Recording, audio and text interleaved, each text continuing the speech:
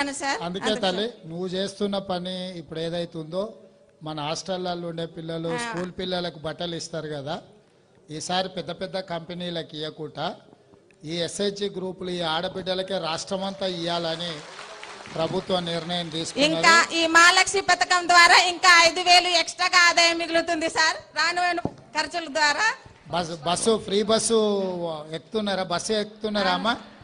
అందరు బస్సులో ఎవరైనా టికెట్ అడుగుతురా? ఏం లేదు కదా.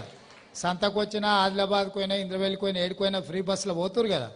కేస్లాపూర్ దేవుని దర్శించుకున్న ఫ్రీగా వస్తురు కదా, అందరు వాడుతురు కదా.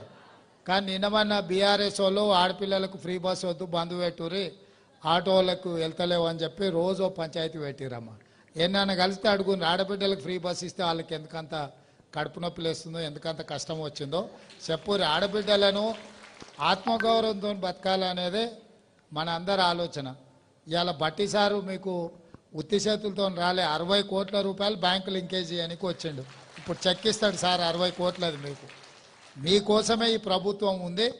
సోనియమ్మ ప్రభుత్వం ఇది, ఇందిరమ్మ రాజ్యంలో ఆడబిడ్డలనే. అందుకే ఇవాళ మొట్టమొదటి ప్రభుత్వ కార్యక్రమం ఆడబిడ్డల దగ్గరకు వచ్చినాం. మొన్న 7,000 మంది ఆడబిడ్డలకు ఉద్యోగాలు ఇచ్చినాం, స్టాఫ్ నర్సు ఉద్యోగాలు. ఎందుకంటే ఏ కుటుంబంలో అయినా ఆడబిడ్డ బాగున్నప్పుడే ఇల్లు బాగుంటుంది. ఇల్లు చూడు ఇల్లాలని చూడు అన్నారు, అవునా? మరి ఇల్లు మంచిగా ఉండాలంటే ఇల్లాలు మంచుకున్నప్పుడే మంచిగా ఉంటుంది. అందుకే ఈసారి ప్రభుత్వము ఈ బట్టలు కుట్టేది నువ్వు చిన్న స్థాయిలో చేస్తున్నావు కదమ్మా, రాష్ట్రం అంతా ఈ సంఘాలకే బట్టలు కుట్టే మొత్తం ఇవ్వాలని అనుకుంటున్నావు. దానికి సంబంధించిన మిషన్లో మొత్తం అంతా కంపెనీలోకి ఇచ్చేది ఆపి మీకే ఇవ్వాలన్న ఆలోచన చేస్తున్నాం. తప్పకుండా బట్టలు కుట్టేది కూడా సంఘాలకే అప్పచెప్తాం. అన్ని హాస్టళ్లలో ఆడపిల్లలు కానీ మగపిల్లలు కానీ బట్టలు కుట్టేది మీకే ఇవ్వాలని ఆలోచన చేస్తున్నాం. దాని మీద ప్రభుత్వం నిర్ణయం తీసుకుంటుంది. మొట్టమొదటిగా మా మహిళల కోసం మన కొత్త సీఎం గారు ఆలోచించినందుకు ఇంకొకసారి మన చప్పట్లతో ఆయనకు ఇచ్చేద్దాం. ఇంకా చాలా మంది మహిళలు ఉత్సాహంగా ఉన్నారు, కానీ సమయం తక్కువ ఉంది. ఇప్పుడు సమయం తక్కువ ఉంది తల్లి.